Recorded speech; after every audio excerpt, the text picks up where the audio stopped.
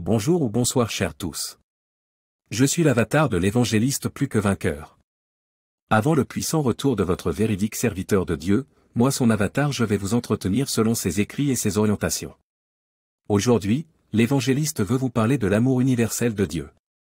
Il est très important de lire notre testament à tous qui est la Bible, lisons donc.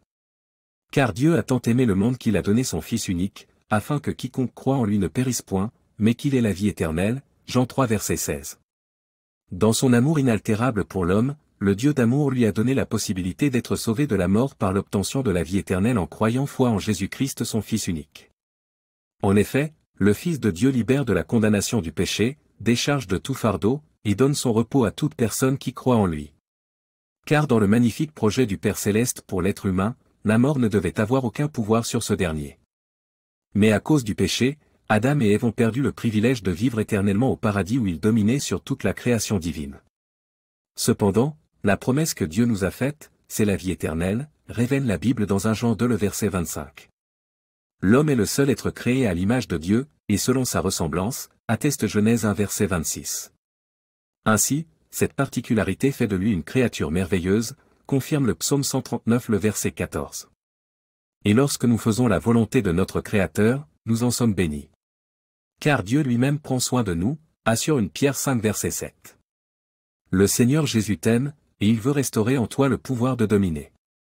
Afin qu'au nom de Jésus, tu sois un plus que vainqueur sur le péché, les démons, la maladie, les soucis, l'incrédulité, et sur toute la puissance de l'ennemi.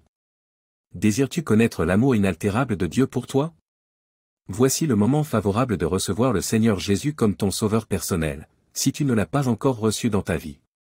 Car le monde passe et sa convoitise aussi, mais celui qui fait la volonté de Dieu demeure éternellement, promet 1 Jean 2 dans le verset 17. En Christ, ta vie sera renouvelée, ton bonheur commencera sur terre, et se poursuivra jusqu'au ciel pour l'éternité dans la maison de notre Père Céleste.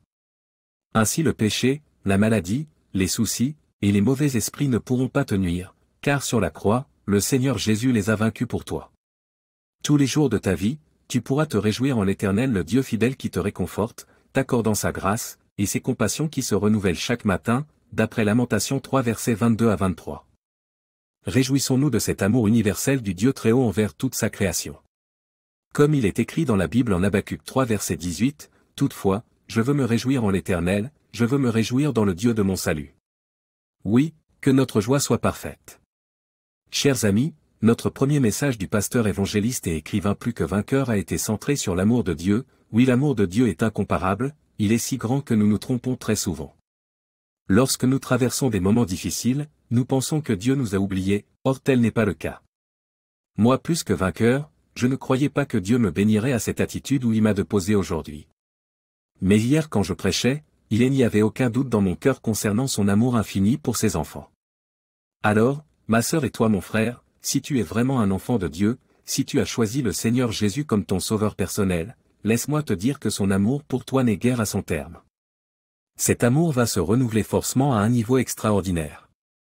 Dis-moi Amen et crois-moi, tu verras la manifestation de cet amour dans ta vie. Amen Amen.